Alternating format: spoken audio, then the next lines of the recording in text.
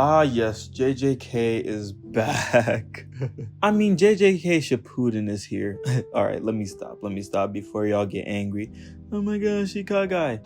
Naruto is not the only anime with a Shippuden. You know what? Hush your face. Everybody steals from the greatest anime ever. So, we're not surprised. Honestly, JJK is a direct lineage of Naruto's. FYI, we already know and it's okay. Be grateful for what we've done for your community. But if I'm being real, JJK Modulo is a very cool name. I can't even lie. But let's start this review. Actually, let's stop this review. Before we start, I'm not going to put too many images of the new manga. I'm afraid of Shueisha, Viz Media, all of them. They love to copyright strike me, and I'm not going to go through that again. Okay, so a lot of what you're going to see is just my voice. Well, a lot of what you're going to see.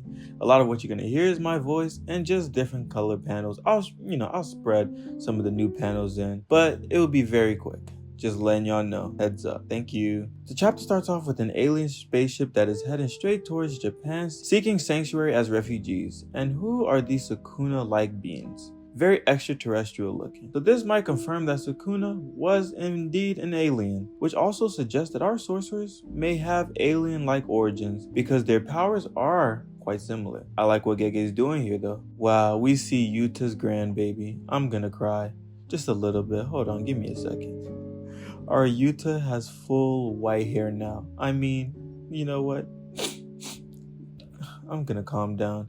This is really beautiful to watch, and he hands her a ring, and if you don't know, the spirit of Rika is in this ring, and will watch over her until she becomes a full-fledged sorcerer. And saying that Yuta's over here looking like Kenjaku, I'm wondering how long he can live considering he can use Kenjaku's techniques. And if you don't know, Kenjaku was able to transplant his brain in the body of the deceased until Yuta killed him. So I wonder how big of a role will Yuta play in this series. Oh man. I can't do this. I'm already crying again. Maki, no. She died on us. Oh, no. Man, the old generation really is gone now. Close to all of them. And here we go with this clan BS.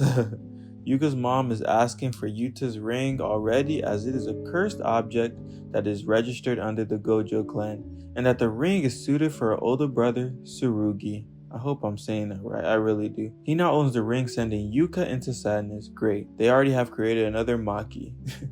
They underestimated her grandma, and now look at it. Time repeats again as they underestimate her grandchild. Crazy how they overlooked Yuta's wishes as he is the clan leader, but this does bear the question. Would the ring work if Yuta doesn't directly tell Rika to protect you? I've never seen anybody else wield it, and I've never seen Rika under the command of someone else, so I'm interested to see how this works. I think Gege is setting up for an interesting plot line here. Who is this dude moving so wacky? They're playing a video game that has some fighting in it, and he asked the kid if he should be playing this game considering it has a lot of death in it. The kid responds with, "It's totally normal," and this dude response is very odd. He says, "Don't complain if it happens to you." Put him on the watch list. He needs to be on high priority as a character. And there's a nice 6-year time skip, and we see Tsurugi and Yuka getting dispatched on a mission to find out what has been abducting the Japanese citizens. Ah yes, and Tsurugi is funny as hell, man. This man wants to leave the newcomer behind because he doesn't want to teach this man all the nuances and terminology since he isn't familiar with the Jujutsu world. He reminds me of a more arrogant Yuji in a way, and his sister has the temper of Maki. This is beautiful to just watch, a lot of reminiscing. The mission guy says that Maru represents the state party to see what the Japanese sorcerers can do. However, Maru seems to have a different plan, and he wants to know how strong these sorcerers are to see if they can coexist with the Cimmerians. Don't know who they are, but they don't sound earthly. Tsurugi bolts off somewhere, and I think this dude Maru is crying. Yuka consoles him with some food, which he is very grateful, and she starts to tell him about the heirloom that was taken away from her and what she's gonna do to get it back. Maru suggests why don't they just complete this mission without her brother to show everybody how good she is, and since he's just an inspector, it will be like she completed the mission on her own. She responds with, "That's forbidden in their line of work," but she's willing to, break some rules. How rebellious, this kind of stuff usually never goes right. Yuki agrees as long as he doesn't help with the mission. They try to figure out what's happening, and it seems that the road has a physical gaze manipulation with a curse cast on it that leads stray wanderers down the path that the traffickers want. Basically a barrier technique that is perfect for kidnapping. While even though it took Maru and Yuka a few minutes to figure it out, this dude Seguri figures it out within seconds and travels back to them to inform them. Gege is setting him up to maybe be a genius, possibly broken.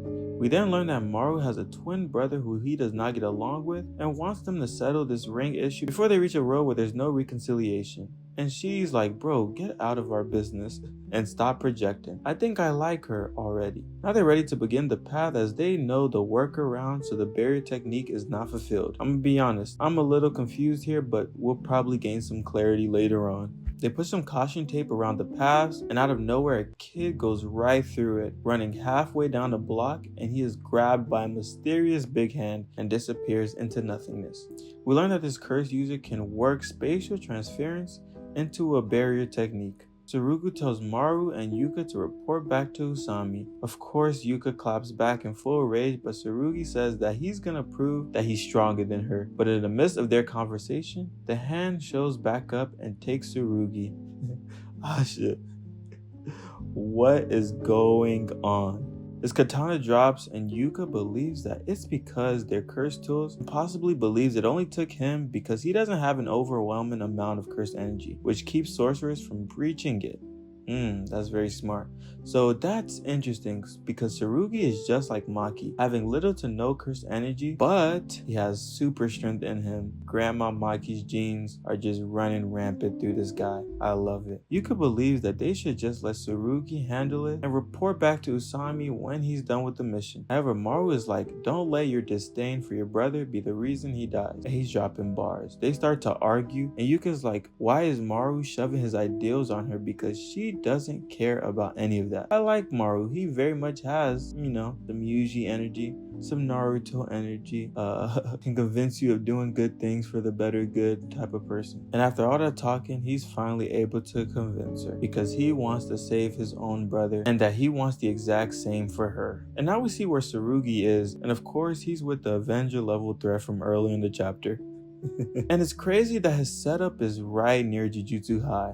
Very crazy and very bold. But he drops a bombshell and tells Tsurugi that aliens have come here and that the Inspector General has declared this invasion on par with the attack from Ryomen Sukuna. Wow, the boogeyman has showed up already.